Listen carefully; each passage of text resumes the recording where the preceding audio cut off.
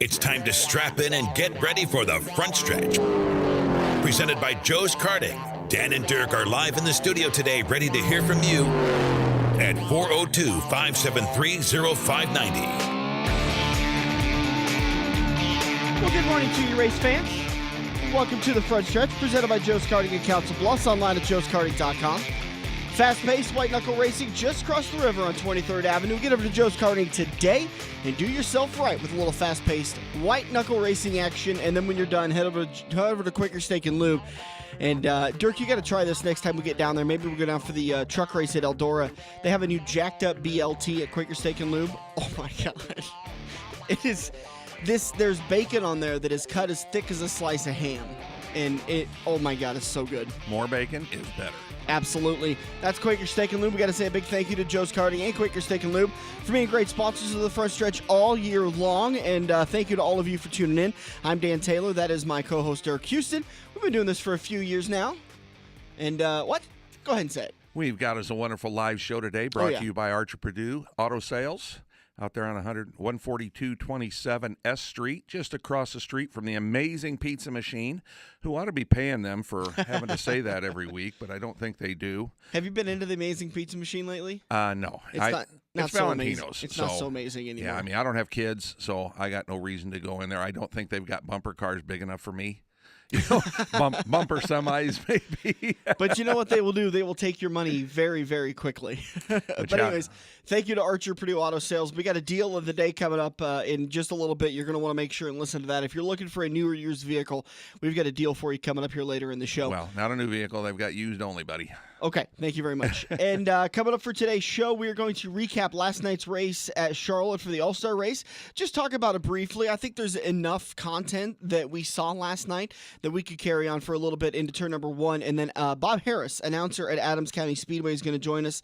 He'll recap last night's action at ACS. Plus, they've got some big announcements that they made on Facebook on, what was that, Friday they posted Thursday, those? I think they popped that out there. And great stuff going on at ACS in June and July. So he's going to come on and talk to us about that. Then turn number two, we're going to do our final drag strip interview with Justin Malley, who's a local drag racer in the area.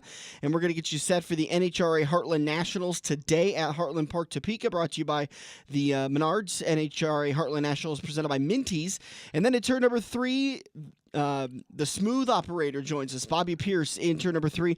He'll come on to talk about joining us for the Go 50 tonight at I-80 Speedway. And as one of the contributors for the I-80 Speedway Facebook page, yes, we are racing tonight.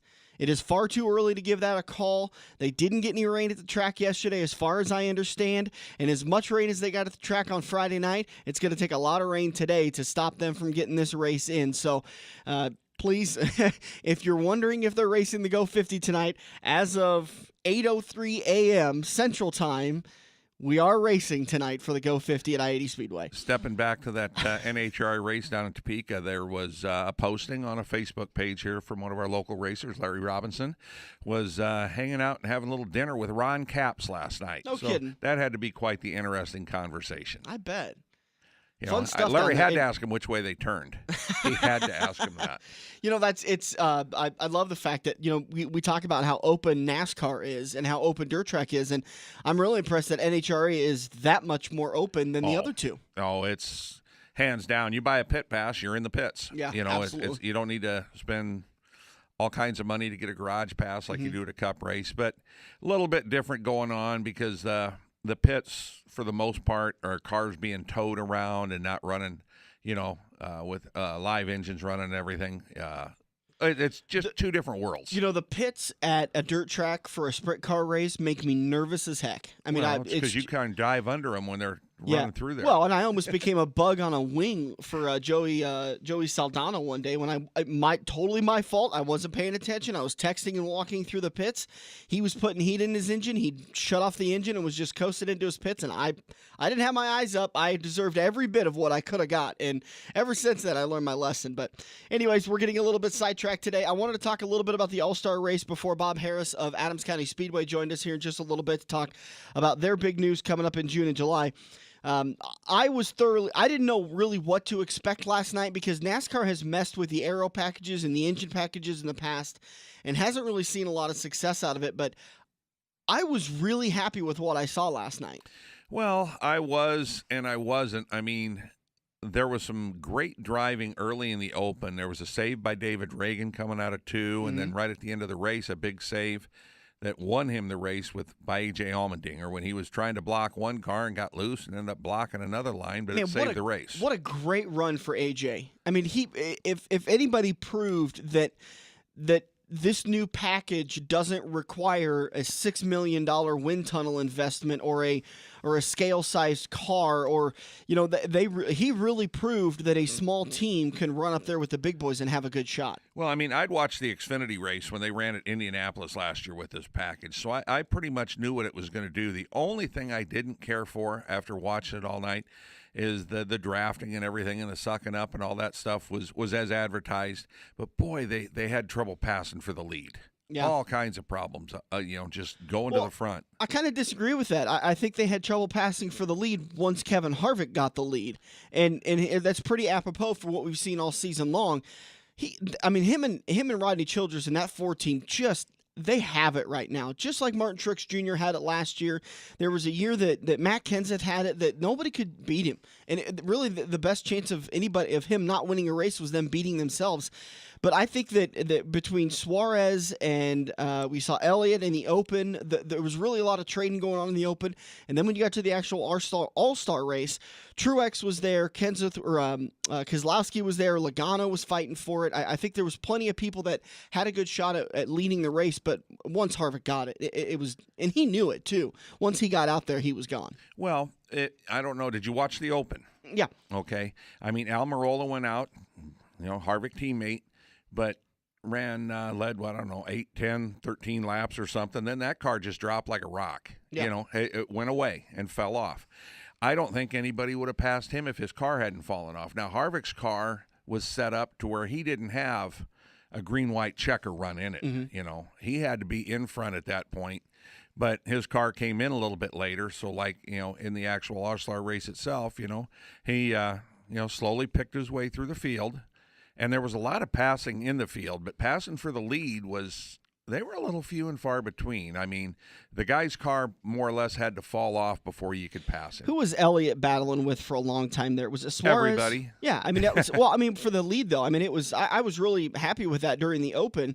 Elliott was trying everything, and for the third year had to get in on the fan vote, and you could see in that interview he was really disgusted that he's not able to qualify either through a win or winning in one of the qualifying races. Yeah, I appreciate all you guys for voting me in, but I hate to disappoint you that I couldn't get in without your vote. I felt bad for Matt Benedetto because he was on NASCAR radio all week shilling trying to get all those fan votes because he knew if Elliott didn't qualify anything other than the fan vote that Matt Benedetto wasn't going to get in.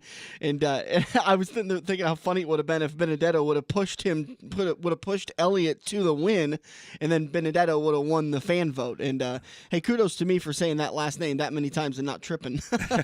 But you know what? It's something that I've seen on Facebook. I paid attention on Twitter. A lot of fans are really happy with what they saw last night. A lot better racing than we've seen in recent years at the All-Star Race and at Charlotte. And I think that we're going to really see a big contrast when we come back next weekend for the Coke 600, 7 days from now for the Coke 600 at Charlotte, and see the what is the normal aero package and the normal package.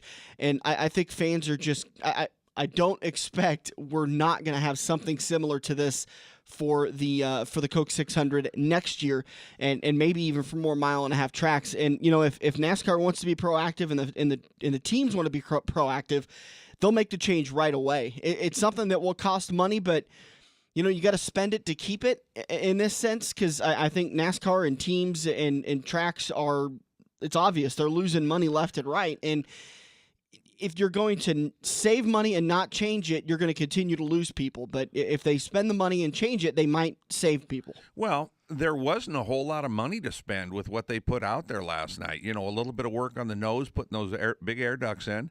And, I mean, making a bigger spoiler is not that big a deal. Right. So it wasn't a wholesale body change. I think what they're worried about is the engine package, because they're not sure. They're not sure what the restrictor plate will do on a long-term deal for these. What they have 13 engines they can run all season. Is that what the number we were talking about at the beginning of the season? Yeah, I think that's well. As we were talking at the beginning of the season, they didn't say anything about the playoffs, so we didn't know if that was each engine had to run 2 races to get through the 26 races before the playoffs, you know, or if they had to, you know, run some of the races engines 3 times. You know, a restrictor plate, you know, a little bolt-on piece that restricts the horsepower. I think that was the biggest part of the package last night. That and the spoiler, the air ducts. I'm not really sure how much they're coming into play. But like I said, the cars could suck up. There was a lot of pushing going on, which I like on that 1.5-mile track. I thought that brought a little added flavor to the race. But the guys were respectful. They were backing off going into the corner and letting the guy have his own car again instead of lifting up the back end. But it was a great race. I was really happy with it. And I want to end on this. I thought that Brad Keselowski, for me, had the quote of the night and probably the quote of the century. I'm coming back from my niece's graduation. I'm listening to the race on MRN, so I actually get to see both perspectives of it, listening to it on the radio and then watching it on TV when I got home later that night. But after Brad Keselowski wrecked out and he was coming out of the infield care center, they were asking him about it, and he said, you know, I thought it was a great package, but give us 2 or 3 weeks of building these things. We'll screw it up. And then he just walked away. And he's absolutely right. He hit the nail on the head. It's these teams. It's the 2 team, the 12 team, and the 22s team. Their entire job is to take that package and find the advantage. And sometimes that advantage crosses over into cheating. Sometimes it crosses into the gray area. And sometimes it stays in that area that NASCAR's happy with. It's an ever-moving line, right? I mean, you're the former guy that had to look at this and go, that's pushing it, but it fits the criteria. We'll let it go. But we're going to have to talk to the head honchos and make a rule for it next week. Well, I mean, you know, the level I was at, we weren't talking about making a rule for it. You know, we would get a supervisor over there and say, you know, this fits the rules, but it's definitely not right. Right. What do you want to do about it? You know, because there's a spot in the back of the rule book where NASCAR can change the rules on the fly, you know, and even at the local level, it was in the back of the rule book on the last page for I-80 Speedway and Sunset Speedway. You know, if the officials think something's out of whack, you know, they can change it right here and right now, and their decision's final. And that's what these guys. That's what Brad's talking about. They will find a way to screw this up, and you know that's the negative side of it. If NASCAR goes to the teams and says, "Let's implement this new package for all the 1.5-mile tracks for the rest of the year, and let's give these fans some great racing," and then we spend the money to do it, whatever the money is. Teams don't want to spend money today, and then all of a sudden we come 3-4 weeks into a 1.5-mile track, and they've started to find advantages, and all of a sudden now NASCAR's got to go back to the research and find something different. Well, like I said, they'd had a full race with this package, even though it was in the Xfinity Series, so they pretty much know what they've got there, you know, and you know, the teams, let's put it simply, they're getting hard pressed to find something new. You know, they can go back and try something that they tried before, and maybe it'll work with this package when it didn't work with the other package. Who knows? But, you know, it's kind of going back to how much are they going to try when we've got the, you know, the deal with the 42 at the last race with the rear window again. And now NASCAR's come out and said, okay, the next person's in big trouble. Yeah, I would be interested to see if any team pushes this and find out what that big penalty is, because I think they're going to sit a driver down. And that's a double-edged sword. Now, NASCAR's got a very tough. And by the way, what we're talking about here is that the 42 was hit with another window penalty. And I don't say another window penalty for the 42. I think this is the 5th rear window penalty that we've seen. They're improperly mounted or supported, is what the teams are doing. And while they're going through the corners, the cars are getting extra downforce because that window was bowing in and allowing the wind to come down and suck in almost like a curved wing, the opposite effect of a curved wing on a sprint car, and then it hits that rear spoiler and gives it extra downforce. Well, that's just it. It adds more air to the spoiler. Yeah, that's exactly what it's doing. They call it filling the spoiler. Yeah, you know. And so NASCAR has said, we're sick and tired of this. Fans are sick and tired of it, and some teams are sick and tired of it. And NASCAR said the next person that does it, we are going to give the maximum L1 penalty. Now, they went as far as saying they will suspend a main team member for up to 3 races. Typically, we've seen the car chief get suspended for 1 or 2 races. I wonder if they won't go as far as suspending a driver. And they've never given a penalty exemption for the playoffs. If they go and hit somebody, let's say it's Kevin Harvick. He's got 4 wins on the season, officially 4 wins, 5 wins, and he gets hit with this penalty and he gets suspended for a race. He gets sit down. He's now ineligible for the playoffs. What a massive blow, not only to the 4-team, but to the entire sport and to the entire 4-team fan base, because he is definitely the fastest car on the field right now. He is the most talented driver out there right now. And for him to not be a part of the playoffs would be a huge blow to the sport, and probably more of a penalty than NASCAR needs to dole out. Well, I hear you on the more penalty, but I just think now that they've made the threat be known, look, this is where it's headed. Yeah. We're tired of messing around. We've, tried to work with you guys, so now we're going to get serious on it. I think it's going to clean up. I don't think you're going to see any issues, because for the longest time there were no issues. Right. Somebody found it. Somebody saw it. And it spread like wildfire throughout the garage. These cars all go to the R&D center and pass all the tech that they've got at the R&D center. They pass the laser station and all that stuff before they can go to the racetrack and be entered in a race. All the chassis are numbered. So somewhere when these guys aren't passing at the track, they don't do the laser station stuff before practice. They let the teams, they used to do all the tech before practice. Right. Now they let the teams go out, and if a team's got an illegal car and they want to go out and practice and make it real fast and then come back and have to tear it apart to make it legal, that's on them. That's what NASCAR said. This ought to police itself a little bit. Right. And we talked to one of my friends down in tech who was working with the laser station there in Kansas. And, he said they all come down and they all get passed and they bring them to the track and they're all jacked up. And the cars are so rigid and so stiff. If you screw on the right rear, it's going to mess up the other 3 corners. And that's where these people say, we just changed one thing. You can't do that anymore. Right. The cars used to flex and stuff, and you could. Now you've got to change 2 or 3 things to get one thing correct. Because you correct the one, then it's going to take other stuff out of whack. And that's where these teams are having some problems. And for such smart guys, something so easy really kind of slid by them. No other way to say it, But obviously they're pushing the envelope. They want every tenth of a second and every mile an hour they can get. And that's what we enjoy about them. That's why we go to the races. That's why with this new rules package, if they're going to keep it on the 1.5 mile track, you got a lot of guys that are upset with that. Yeah. Because, they, like Kyle Busch says, we go out there every day and we're trying to find a mile an hour. We're trying to find a tenth of a second. And then you guys put a restrictor plate on it and, kill the horsepower. And now we're all back in a group again. Why don't we, I think he mentioned something about doing some bike races and just pedal bikes around the track and see who's the fastest.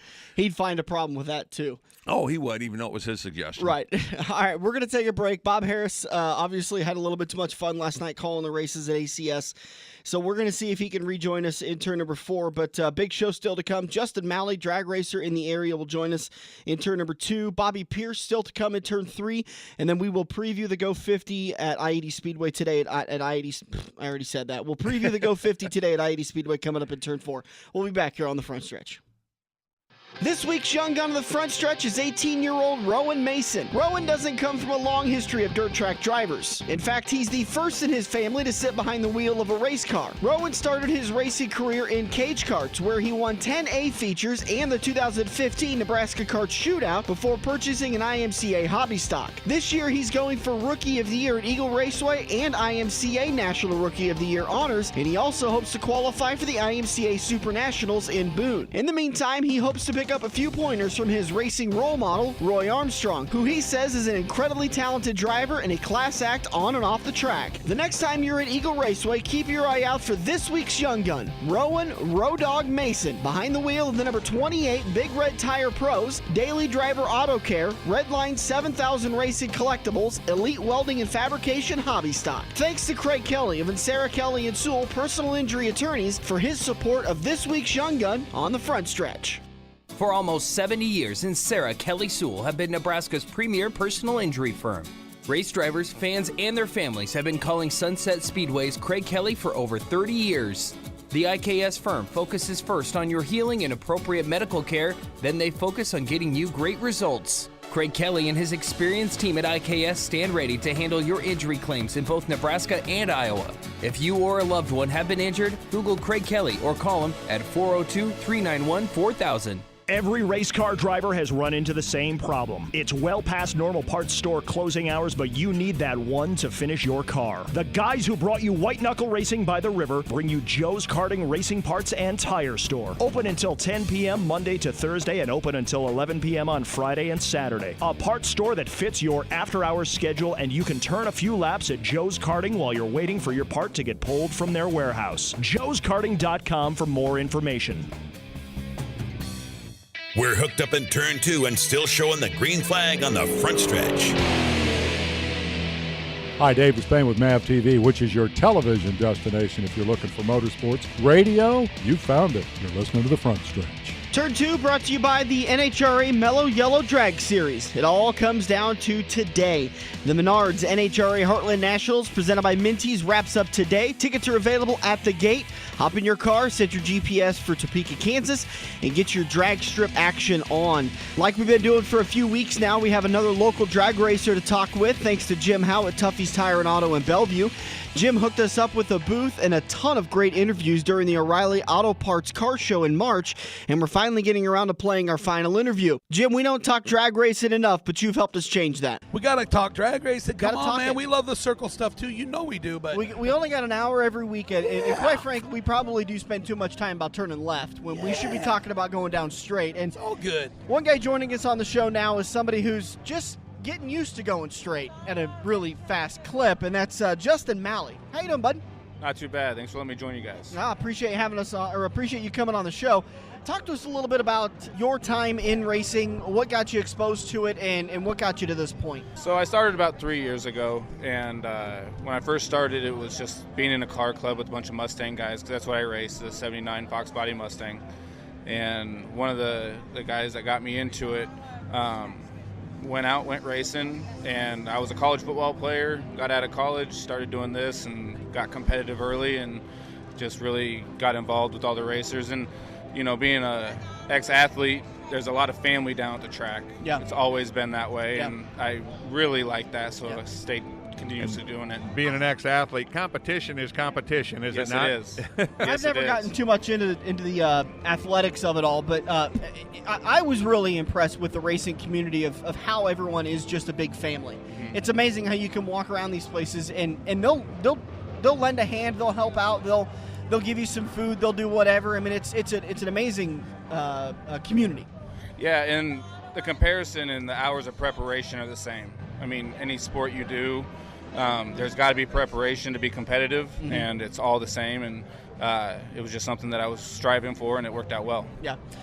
So you were an athlete, and then you got transformed into the race community. Now, talk about the process to you actually becoming a driver versus just being a spectator and a fan. You know, there's a learning curve, as everything. Yeah. First go out and can't win around, and then after switching, and I start racing with a family now, the Peterson boys, Joe Great Peterson guys. and Tony Peterson. Can't say enough about those guys. You know, I went out by myself one time and was having problems with the car and had never talked to Tony before. Yeah. He actually went over and talked to my wife and asked me if I was okay, and he helped me out. We've been racing ever since and done a good job. Isn't that you probably could have figured out the car, but just having somebody there to maybe bounce the idea off of and say, is it this? No, if it was that, it'd be doing this. Okay, so it's not that. So it's just bouncing that idea back and forth and then tracking down the issue. Yeah, and most of the time, the car issues are the easy part. Mm-hmm. We do bracket racing, and bracket racing is a mental game just like anything else. Yep. And there's a lot of very fine details and rules and everything that and you psychological. need to go about. And it is very psychological. And to fun. understand that is the hard Right. part. Right. Yeah, I mean, bracket racing, basically any drag racing, basically when you hit the gas, the race is pretty much won or lost right at that split second. You guys run like a half-second tree? Yes. Or a pro tree? Pro tree. Yeah, we run pro tree. So 4/10? Full tree, yeah. Full tree. Okay, so that'd be a half-second tree. I remember my first rundown, it was an 8th mile track. I was over at Eddyville, Iowa. Nice track. My first light was like a 750, but I was so scared I red lit. Right. Oh, yeah. Yep. It's so true. It is just so amazing. And like you said, you got to learn, that light's coming down and it's clicking down. And I raced a Suburban one time because we towed to South Dakota, and the race car broke in the first pass. Oh, wow. Didn't have the part to fix it. Already paid the entry fee. They wouldn't give us our money back, so I unhooked the trailer and raced my Suburban. I left on the first light because I had such rollout. My tires were so And you huge. can still go green. I red lit in the semifinals. I won 4 rounds that day. Oh, wow. You figured it out, right? 20, I was dialed at like a 2190, and I ran right on twice. You know what? That's a great story. Years ago, I came up with a race called the Turkey Run. It's the Gobbler Nationals. I call it Gobbler Nationals. Last race of the year. And it's street cars. And I had racers. No, I'm bringing my car. I go, no, your daily drive, your pickup, your daily drive. Wash them good. Get them down here, right? And I'll tell you what, people would figure it out. Lock in the forward right, whatever they did, and they could leave at the end of the day. They were cutting Super Pro lights. It was amazing. It was just amazing. And I just want to say one thing. Justin Malley is the kind of racer that every track venue or manager or owner or whatever dreams of having. He came in humble. He learned the sport. He's just gutsy enough to take some chances. He spends his money, but he doesn't spend all his money, He's a responsible, good citizen, and then he's been growing his car. And I'll tell you, I love seeing that Mustang launch, bang for the buck, money per horsepower. Wow, what a ticket. It inspires me to let other people know you can drag race without putting mortgages on your house. You know? Absolutely. Yeah. And that's the thing that frustrates me about circle racing, too, is that it was Ben Shelton that talked about it. He goes, it's amazing that when these guys get up into the upper levels, they think they have to have a $150,000 hauler. Crazy. When an open hauler for $5,000 will get you to victory lane just as fast. It does not. I've heard from a lot of people before, the trailer doesn't win you races. Right. I've seen dragsters on open trailers and going out there winning $1,000 prizes. Yeah. Trailers don't win you races. I've been fortunate enough to have a lot of help. I've owned my car since I was 14, and I'm 32 now. But it's come a long way in the last couple of years due to people like Jim Howe with the services, and like I said before, Tony and Joe Peterson. Well, one thing that's is so true in drag racing is that you almost overkill when you buy your parts is going to save you money in the long run. You go, everybody eventually wants to go faster. I want to go faster. Well, then you got to start buying like a spool and axles and stuff. Go ahead and buy it because it's going to last you a long time if you maintain it. Right. Great point. Awesome. Yeah, 2 years ago, I had just a regular 306 Ford in my Mustang. It ran 780s. You could set your clock to it. Yeah. And went down to Eddyville numerous times, won money. End up at the end of the year, right before ET finals, I blow the motor. Happens. Borrow a car, get through the ET finals. And you had the time of your life. Had the time of my life. All about the attitude. If you feel like you're lucky to be there, you're doing it right. Yeah. I show up at these motorcycle events, I think I'm the richest guy ever walked. I got my old dirt bike, pair of gear, got there safe, I got a little money for a hamburger. Guess what? I don't get a bad attitude. How can you? And this guy, I've seen him go through the good, the bad, and the ugly, and every time he's like, hey, you know what? At least I got to go do it. Yeah. You lost me when you said you had money for a hamburger. I never had that money. I had everything else covered. Right? He must have won a couple rounds. Yeah, he did. Didn't have enough money for the beer, though. Yeah. He's just progressed beautifully. Yeah. His wife and he are having a baby. Awesome. And you know what? He's still budgeted in where he can race a little bit, make it a family thing. And to me, that's the beauty of the sport. I don't think enough guys understand you can do this hobby and have fun and make it a family thing. Well, and it is a family thing with your racers, too, because, like you said, you borrowed a whole darn car to go run the ET finals. I was offered the car. I didn't even ask for it. I broke rocker arms before, and the guy right next to me says, what ratio you running? Yep. I got a couple. So, I used boom, to hate you're right there. Go to Topeka and take my good truck with me, because I knew it was going to be in the race later that week, So I'd always try, okay. But you know what? It's a community, like you say, it's a community of racers. You might have came down in a 5-second car, and now you're running a dually. Yep. A Dodge Dually. But you're still running. You're still running. You're still racing, and you can still win the money. You said you and your wife are expecting. Do you know what yet? Yeah, we're having a boy. Okay, so it's going to be a tire changer. So you're having pit crew. Yeah, pit crew. We're adding to the pit crew. And that's the other thing, growing a family down at the racetrack. I don't care what racetrack you go to. I've traveled in all the way to Eddyville, all the way from Omaha. And when I get there, everybody's nice. Everybody's taking care of you. It's a great community. It's a great community. I was in Tucson, Arizona. Walked onto a racetrack. Just walked across the dealer's racer car and goes, "You hungry? We got extra hot dogs." I go, "Wow, wow." Yep. What about your plans for? Is this just going to be a fun thing for you to go race whenever you can do it and whatever you can race, or are you looking to kind of maybe get competitive with it? I'm definitely. I've run ET finals. That's the big Division 5 finals down in Topeka for the last 2 years. It's something that I want to continue doing. Yeah. Due to schedule with work and stuff, I may have to for a year. I'm going to run the Onawa. That's IHRA. That's going to change a couple things, but I'm still going to be chasing points, trying to be competitive, be a track champion somewhere, if not Division 5 champion somewhere as well. Well, that's always good to put on your resume. If you're going to race, you got to race for points. That's, to me, the guys that, hit here and hit there and hit there.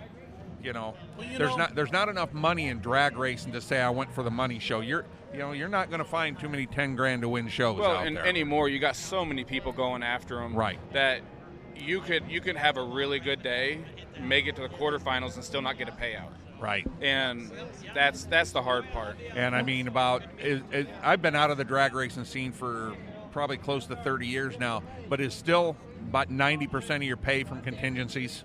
Yes. Yeah. So, I mean, you could go win a super street show, wherever at the Mile Highs or whatever, and the track only gave you like $800. Now you could make $10,000 if you had so-and-so's wheels and valve cover and whatever else. All the contingency money would pay you.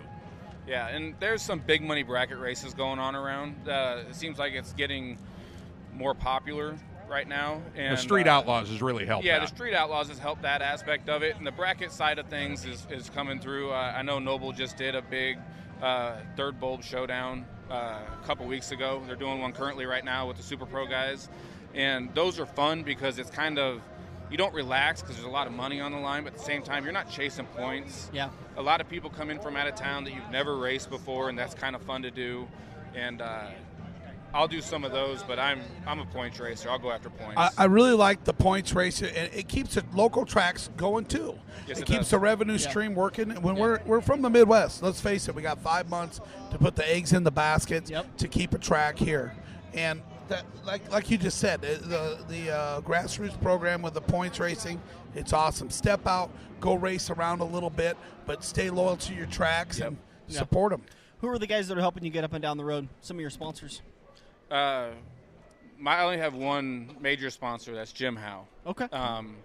It's services, and a little bit of money here and there, and he helps me out more than I ever thought that I would ever get. Tuffy's Tire and Auto in Bellevue. Tuffy's Tire and Auto in Bellevue, 25th and Cornhusker. No better place to go to. No, they're fast, clean service. We're going to take a break. We'll come back in turn number 3 with Bobby Pierce to preview the Go 50 tonight at I-80 Speedway.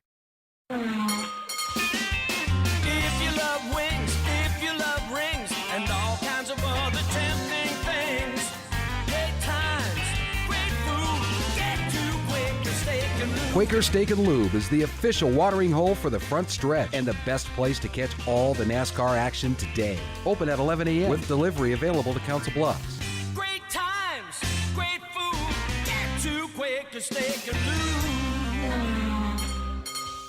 Soon the flowers will be blooming, and we'll all be busy enjoying the beautiful Midwest spring. With the arrival of spring, we all know ridiculous summer heat is just around the corner. A simple preventative maintenance plan from Eccles Heating and Cooling can make sure you're as cool as a cucumber during the hot summer months. Call Pat today for your preventative maintenance plan or ask about a new energy-efficient TempStar HVAC. Eccles Heating and Cooling is there for you at 402-331-1755. The front stretch today is brought to you by Archer Purdue Suzuki. We're live in the studio taking your phone calls and opinions. Thanks to Archer Purdue Auto Sales at 14227 South Street. No, that's Archer Purdue Suzuki. S Street. Not South Street, not South S Street, opens S Street. Opens at noon today. Dirk, they've got a great deal lined up for us. Correct. We've got a 2017 Nissan Versa for $10,900. They've got 150 pre-owned vehicles to choose from. You can go in there with $42 down and just sign and drive with your approved credit. They are open today from noon to 4. You can go to Archer Purdue used cars and .com, archerpurdue.com to check that car out. Or you can give the guys a call at 891-1100. Again, they're open noon to 4 today. Go out and check that Nissan out. 14227 S Street over in Omaha next to the Amazing Pizza Machine. We're live thanks to Archer Purdue Auto Sales in Omaha. Hey, look at that. You're sitting on your couch playing Halo, Madden, or NASCAR while your friends are at Joe's Karting. Each lap is an adrenaline-filled, heart-pumping, white-knuckle experience that you can only get at the Metro's largest indoor karting track. Eco-friendly Honda engines rip you around the professionally designed road course at breakneck speeds. Can you reach the 14-second lap bracket? There's only one way to find out. Put the controller down and get to Joe's Karting, 23rd Avenue in Council Bluffs next to Quaker Steak and Lube. Feather the brake and get back to the gas. Dan and Dirk are headed into turn 3 on the front stretch. This is Jonathan Davenport, the 2016 Silver Dollar Nationals champion, and you're listening to the front stretch. Welcome back to the front stretch, heading into turn number 3, and it's time to sit down with, I don't think it's a stretch of the imagination to call him a young phenom. Am I overstating a little bit? Oh, no, he's definitely the top gun of the young guns. I don't know if Kevin Harvick would appreciate that moniker because apparently the guy hasn't won 10,000 races, so he doesn't deserve the young gun title yet, but he's pretty close to him. We're talking about Bobby Pierce, driver of the Dunn-Benson Motorsports late model in the Lucas Oil Series. How you doing, buddy? Great. Thanks for having me on here. Well, we've been having trouble getting the schedule worked out just right. We've been trying to get you on for a while, and I do apologize. Most of it's my fault. Yeah. Well, you didn't have to agree so quickly. Yeah. But well, the other guy sounded pretty confident, so I'm just going with him. Okay, there we go. That's what most people do. That's fine. I do that mostly. It's all your fault. You sound just like my co-host. In the offseason, made the big move. You were racing kind of independently, a little bit of World of Outlaws, a little bit of Lucas Oil, and now you've made the move over to take over the Dunn-Benson Motorsports late model.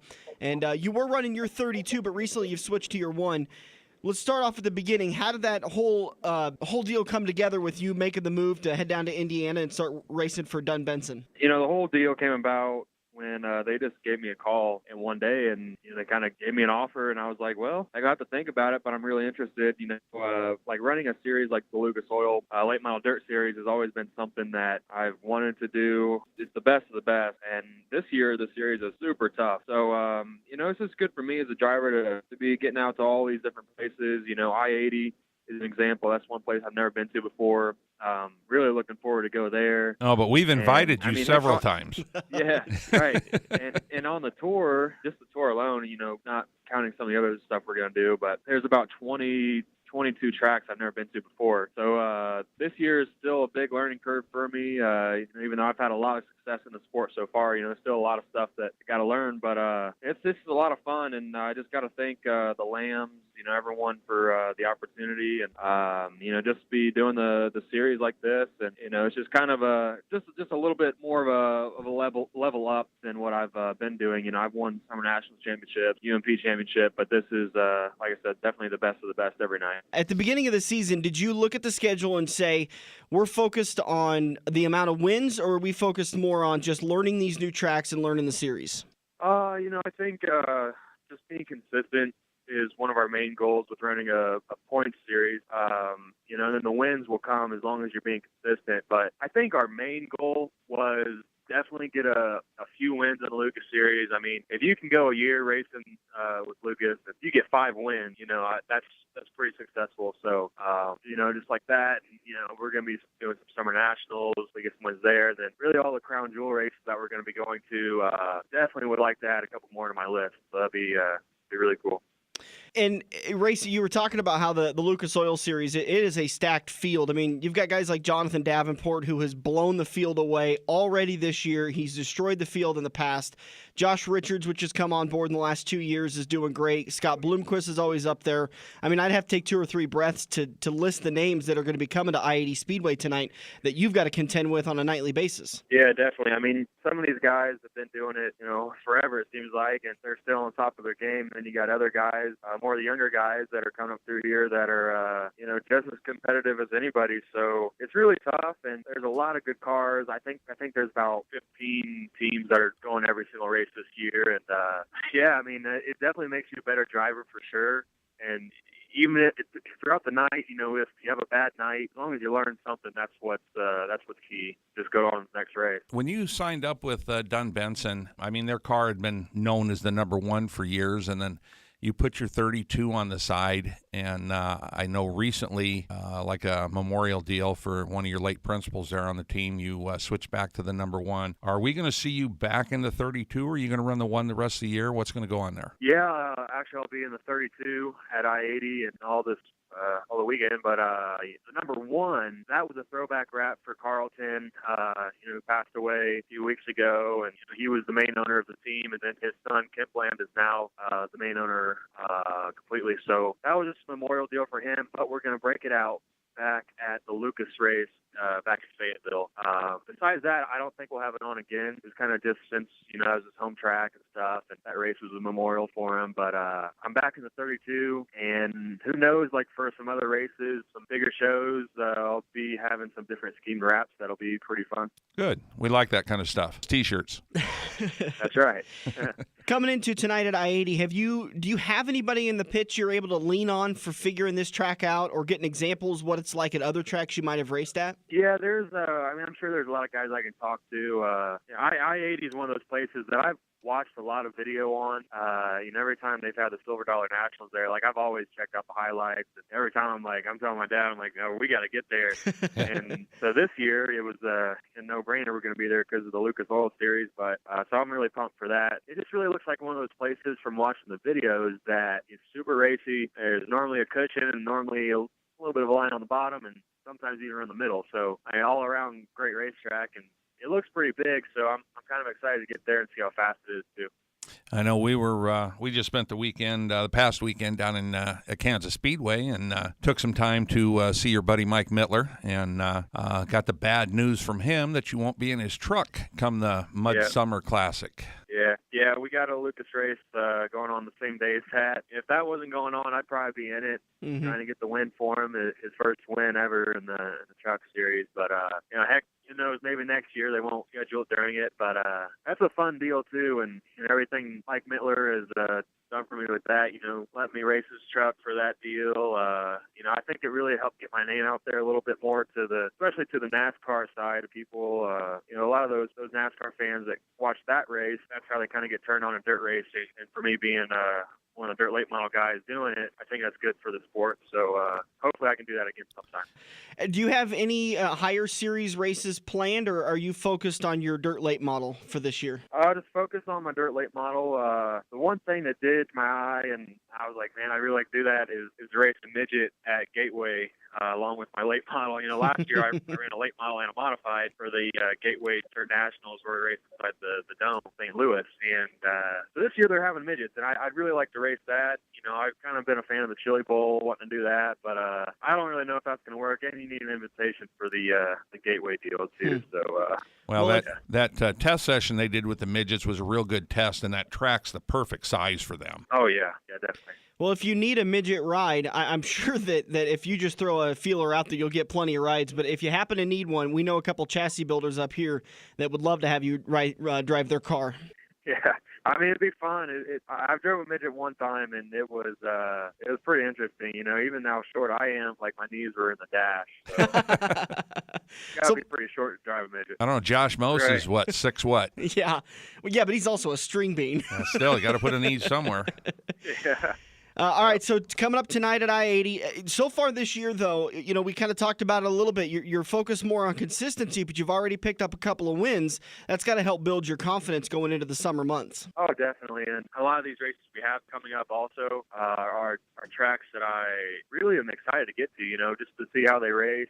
As a driver, you always hear of I like any track as long as it's at least two-wide racing, and that's the truth. Sometimes you get to these places, and it can be kind of hard to pass, and then if you're in the back of the field, and your night's kind of shot. But so that's why I'm really looking forward to getting there and seeing how that goes.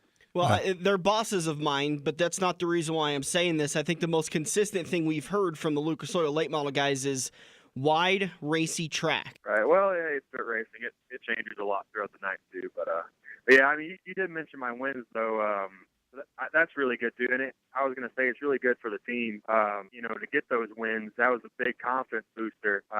So hopefully we can just, now that we got a couple, we can start rolling them in. All right, Bobby. Hey, listen, it's great talking to you. Glad we finally got you on the show. Good luck tonight for the Go 50. All right, thank you. Oh, hey, before we let you go, thank your sponsors a little bit for us. Well, all the sponsors on the race car, USA, we can't do it without them, and that's for sure.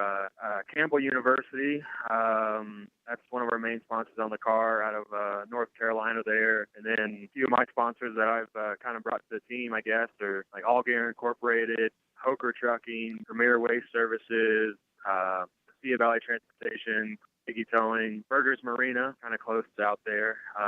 Just all of them. The list goes on, and Advanced Suspension, Pro Power Engines, and Rocket Chassis. Just a big thanks to everybody, and I'm sure getting in victory lane out there will probably make them all happy too. So hopefully we can do that. All right, Bobby. Good luck again tonight. Look forward to seeing you out there, and we'll talk to you again soon. All right, thanks. Thanks, Bobby. Bye. So again, you'll see Bobby Pierce and all the Lucas Oil late model guys. When you look at the top 10 for the Lucas Oil late model series, it's the who's who of dirt late model drivers between Jonathan Davenport, Josh Richards, Scott Bloomquist, Earl Pierce Jr., Silver Dollar Nationals champion from last year, Tim McCready, who we were talking about that in the before recording, just absolutely licked the field.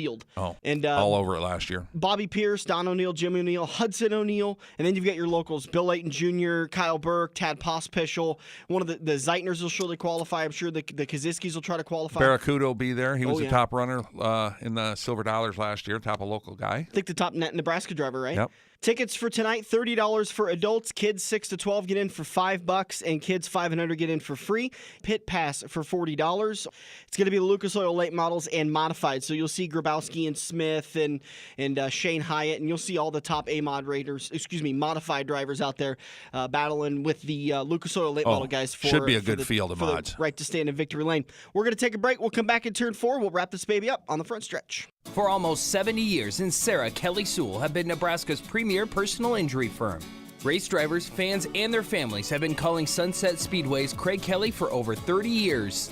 The IKS firm focuses first on your healing and appropriate medical care, then they focus on getting you great results. Craig Kelly and his experienced team at IKS stand ready to handle your injury claims in both Nebraska and Iowa.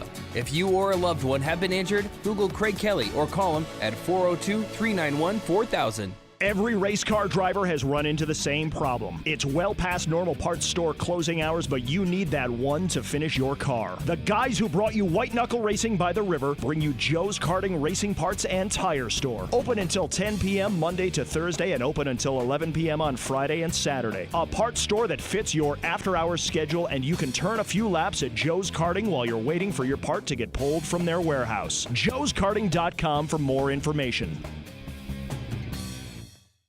Dan and Dirk are live for one last corner. Give them a call now at 402-573-0590. It's the techno remix of The Return. We're getting you ready for tonight's exciting action at I-80 Speedway. Hey, we got a second to maybe open up the phone lines and see if anybody's got an opinion on that All-Star race? Yeah, we'd love to hear from you. 402-573-0590.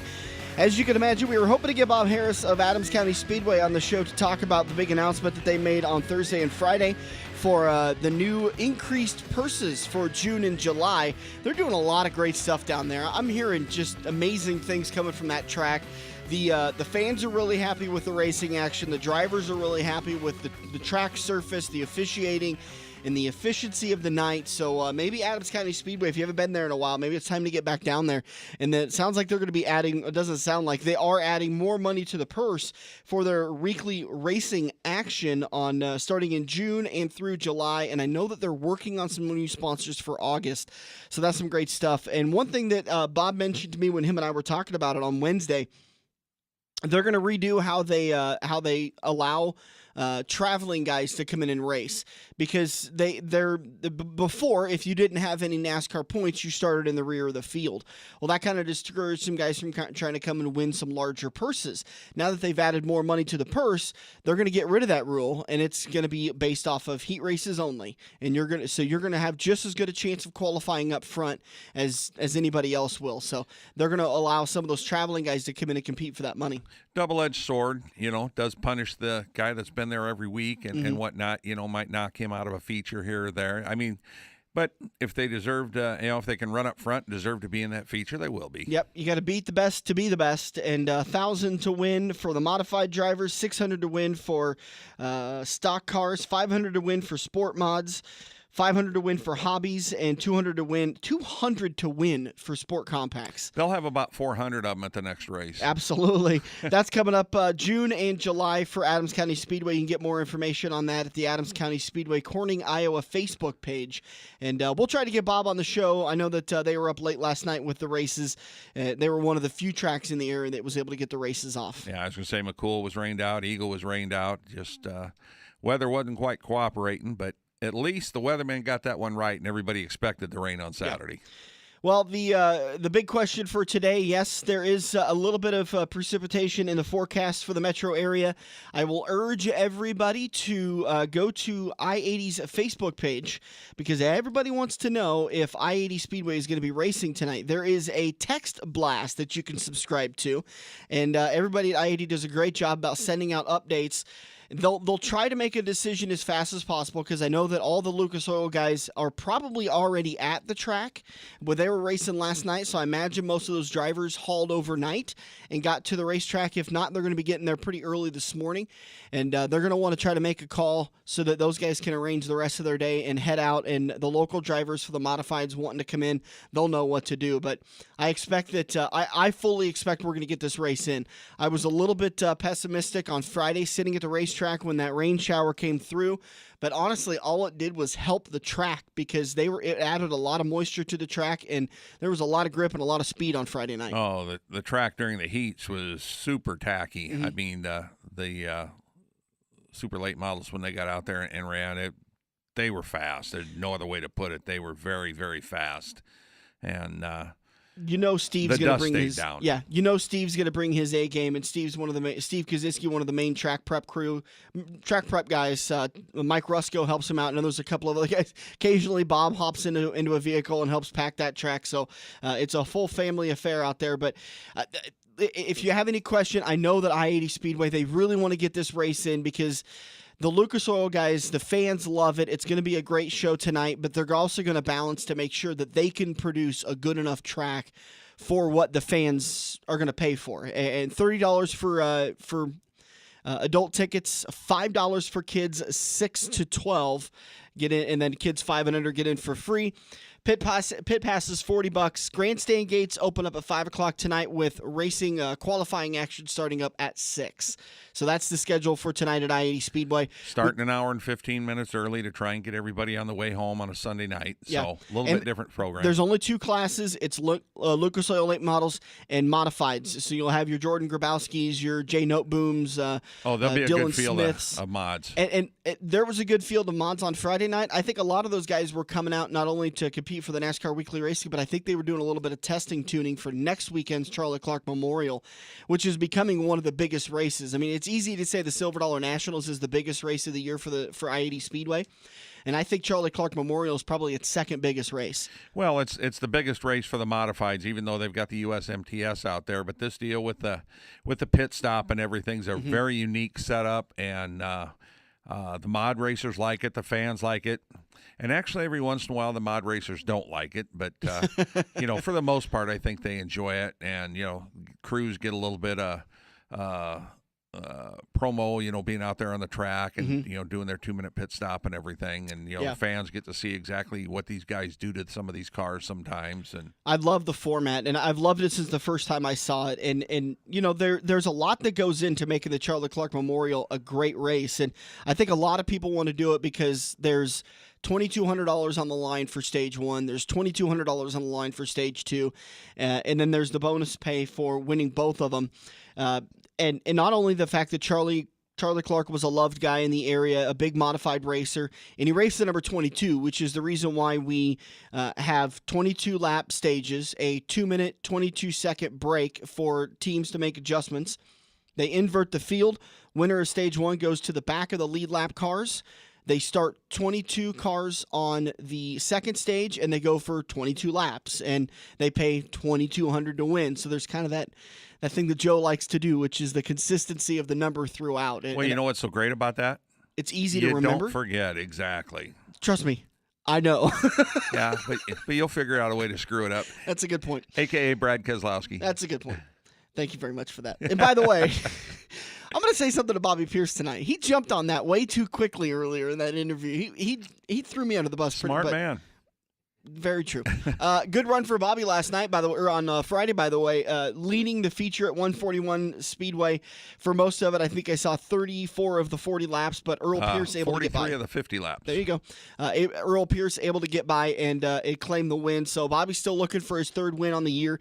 Could be tonight. He's really coming on strong as as he's getting used to this Lucas Oil Series. 2 wins on the year so far, but I think he'll put up a good fight tonight. Well, and I haven't seen the results yet from Deer Creek, so maybe he got a win last night. That's a good point. I haven't seen those either, so I could be a little bit premature. At 141 in Wisconsin, where he got the 2nd place finish. But haven't seen anything yet for the Saturday night stuff. If you are unable to get to the Speedway tonight due to whatever circumstances, maybe you're not physically able, you can always get a subscription to Dirt on Dirt, and you can watch it live from home. The thing I like about Dirt on Dirt, it's one of the few live subscription services that actually pays back to the raceway. So it's something that Dirt on Dirt does absolutely perfectly. There's a couple of them out there that are incredibly greedy and they keep it all themselves, and the racetrack just loses revenue, but the racetrack gets that revenue. So if you're not able to make it out to the raceway tonight, you can get a Dirt on Dirt subscription. You can watch the single event race, but I would do yourself a favor and just get an annual subscription, because there is a lot of great racing all out the country. The Dirt on Dirt will be back on for the Silver Dollar Nationals later on this year, and you can watch a lot of great racing with that, but you'll be able to watch all of the racing action sitting at home with your internet connection through the Dirt on Dirt website. And I'm sure we're going to have a pretty good turnout for the local racers. Yeah. Ben Schaller, who was the top finisher at the Silver Dollars out of the local bunch, had a very nice run Friday night, kind of like a little tune-up for this. Got down there in the bottom as the Barracuda, as he is known as, and was the lowest of the low guys, and worked his way through the field up to a nice 2nd place finish. I'm going to do whatever I can to change his nickname, and I don't know where the Barracuda came from, and I can't really seem to get a good reason of where it came from. I think he needs to be renamed the Catfish, because he has been feeding on that bottom side for 2.5 years. Well, I think Barracudas do that too. Dude, I don't know. Are they? I thought they were an animal. Are they a fish? A Barracuda is a fish. It's kind of like an overgrown piranha. It's got a bunch of teeth and very aggressive. Okay. They're not quite a shark, but they're getting into that category. Living in Iowa, I've never had to experience a Barracuda before, so. Oh, they probably got them there in Nishna Valley and all that kind of, the little creeks. News to me. It's a freshwater fish. Okay, dude. Thank you. See, you can't tell me these things. I'll believe you. That's mean. All right, 402-573-0590. We've got a little bit left in the show if you want to talk about what happened last night at the All-Star Race with Kevin Harvick winning and picking up that win. And what a phenomenal run for him so far this year, too. And then we will come back next Sunday. We will preview there's a lot going on next Sunday. It's probably the greatest day of motorsports with the Indy 500, the Coke 600, the Charlie Clark Memorial. And those 3 races, that should be enough for your fill. So you can sit out, like I do. I sit out at I-80 Speedway with my cell phone, and I watch the Coke 600 results, and then I look up and watch the local action at I-80 Speedway. Well, and as we've done the last couple of years, you're out at the track working with the Charlie Clark Memorial, and I watch the World 600, so we get everything covered at least. And halfway know what we're talking about when we discuss it. You should watch the Coke 600 instead of the World 600. The World 100. It was the World 600 when it was a great race, and that's still what it should be. Was. One of these days, they're going to sell the naming rights to the Daytona 500, and it's still going to be the Daytona 500. I don't know about that. Naming rights aren't going so well anymore. Well, they're trying to sell the whole NASCAR. They're just trying to sell the body. They're not selling the naming rights to anything. They've already said they're done selling naming rights to that series. Yeah. I'll believe that when I see it, when there's finally no more titles to any races. All right, so I think that's going to do it for us today. We'll be back next weekend. Hey, make sure you head to the racetrack. This coming Friday, I-80 Speedway's off, so head over to Crawford County Speedway or any one of the other local dirt tracks that are racing on Friday night, and check out some other tracks if you're a more frequent guy at I-80 Speedway. I might have to do that. Head over to one of these other tracks that haven't got to be at for quite a long time because I'm busy working at I-80. Saturday night, Eagle Raceway's back in action along with Adams County Speedway and Harlan's in action too, and then Sunday, I-80 Speedway will be back for the Charlie Clark Memorial. So a big 3 days of racing that you could get into for the local area. Dirk and I will be back next weekend. We're going to sit down with Jordan Grabowski and talk about his win with the Charlie Clark Memorial in 2017. Jamie Songer will join us to preview the Enduro race at Crawford County Speedway. By the way, I forgot, that's coming up on Sunday night also at Crawford County Speedway in Denison, Iowa. We'll have Robbie Jorgensen on the show to talk about his season, and then we will preview everything to come for May 27th, the racing action to come that night. For Dirk Houston, I'm Dan Taylor. Thanks so much for listening to the Front Stretch. We'll be back next weekend to do it all over again on AM 590, Omaha's ESPN Radio. If you love wings, if you love rings, and all kinds of other tempting things, great times, great food, get to Quaker Steak and Lube. Quaker Steak and Lube is the official watering hole for the Front Stretch and the best place to catch all the NASCAR action today. Open at 11 a.m. with delivery available to Council Bluffs. Great times, great food, get to Quaker Steak and Lube. We all have that coworker that runs their mouth off at how great they are. They shot a 5 under par, 95-mile-an-hour fastball, bench press 375, brah. Wouldn't you love to shut them up by schooling them at Joe's Karting? Council Bluffs' premier indoor karting track, professionally designed so each corner is your opportunity to embarrass your coworker. Call Buddy for your next company outing at 712-256-5278. Joe's Karting, white knuckle racing just across the river on 23rd Avenue next to AMC 17. This has been the Front Stretch Radio Show, presented by Joe's Karting in Council Bluffs. To contact Dan or Dirk, find them on Facebook at The Front Stretch or email them at frontstretch590@gmail.com. If you missed any part of today's show or want to hear a previous show, subscribe to the Joe's Karting YouTube page where you can find almost every Front Stretch show.